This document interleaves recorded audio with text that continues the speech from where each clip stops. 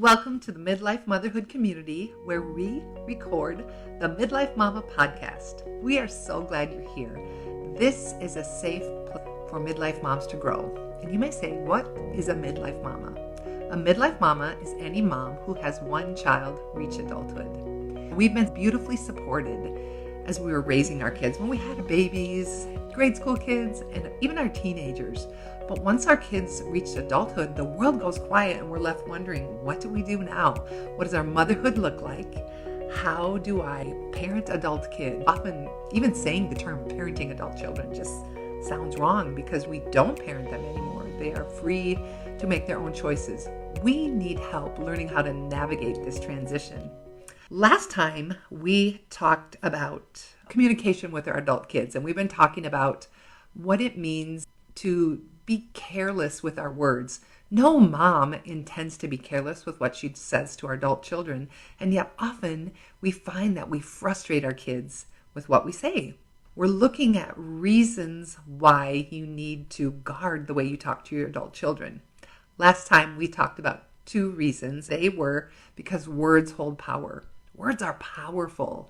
Sometimes we forget how much impact we will have by what we say to our adult kids.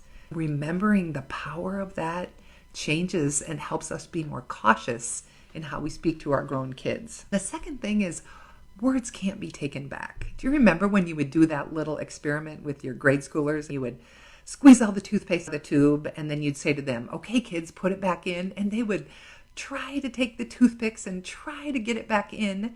And they couldn't get it back in. We would tell them, that's how it is with your words, kid. Once you speak them, you can't take them back. And mamas, it goes the same way with us. We cannot take our words back after they've been spoken. Yes, we can offer apologies. We can be gracious. But once a harsh thing is spoken, we tend to play it around and around in our mind. That's just human nature. We want to be careful. Today, we want to talk about the other 2 reasons why you need to guard the way you speak to your adult children. We need to remember that our words will do 2 things. They will either build up or they will tear down. There's no in between. I don't think words are ever neutral. Ephesians 4:29 says, don't use foul or abusive language. Let everything you say be good and helpful, so that your words will be encouragement to those who hear them. Moms, we have to ask ourselves this question. Do you want your words to carry healing or harm? When we choose the gentle, patient way, we know that is a healing balm to the listener. When we offer empathy in place of dogma, we know that builds a bond with our adult child. We get to choose how to do this. Everything we say will either build up or tear down. That alone should give us cause to pause for a moment and say, Lord, help me speak words of life. Help me build up my adult child. We don't want to cause them harm. I think it's just carelessness when we're speaking. We didn't really think about how that would impact them. We think we're just giving advice. We're trying to be helpful because we see our adult child going a certain way. I'm just going to share this little tidbit. We see our child, we watch it in their body language where they kind of slunk down in their chair. Or maybe they respond back. Don't tell me what to do, Mom. We know the scenarios. They go lots of different ways. We get to realize and understand that our words will either build up or they will tear down. The next reason you need to guard the way you talk to your adult kid is that the tongue must be tamed. There's this passage in James, and I love the book of James because James, like it is, he's very straightforward. He gets to the point. He doesn't mess around. James 3:5-6 says this, likewise, the tongue is a small part of the body, but it makes great boasts. Consider what a great forest is set on fire by a small spark. The tongue also is a fire, a world of evil among the parts of the body. It corrupts the whole body, sets the whole course of one's life on fire, and is itself set on fire by hell. That's a strong word about our tongue. The Bible is telling us we must tame our tongue. And you know what? No one else controls the tongue but us. We are responsible for every word spoken. How do we control our tongue? How do we do it? Have you ever found where something just flies right out? I can't believe I just said that. What we need to do in these moments is partner with the Holy Spirit. God is not asking us to do the taming alone. We must rely on Him. We must say, Holy Spirit, put a guard over my tongue, put a guard over my mouth, so that everything I say will be good and it won't cause harm. We want to go to our adult kids and talk about the situation, especially when we're upset about something or we don't agree with them or we offer the unsolicited advice. We think, well, we're just going to talk this through and we're going to talk it out. What we need to do is go to God instead.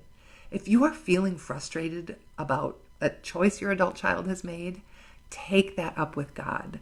God is eager and willing to listen to us, even when we're frustrated, even when we're upset. We are not penalized for being angry. We are not penalized for being honest with God.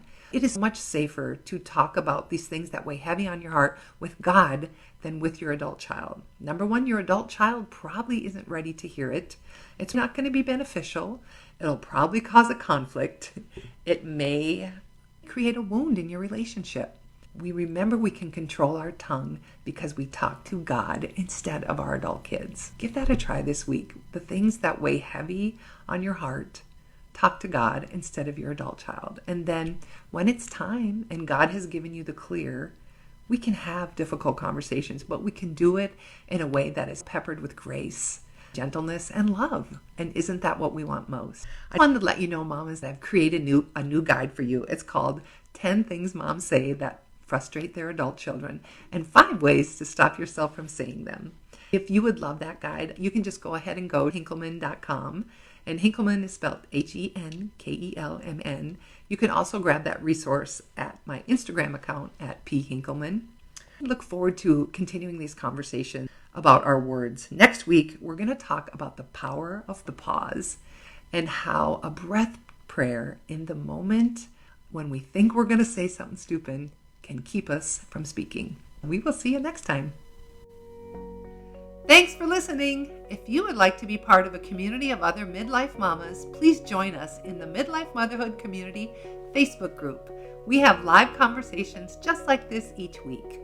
To catch all the latest from me, follow me on Instagram at phinkelman.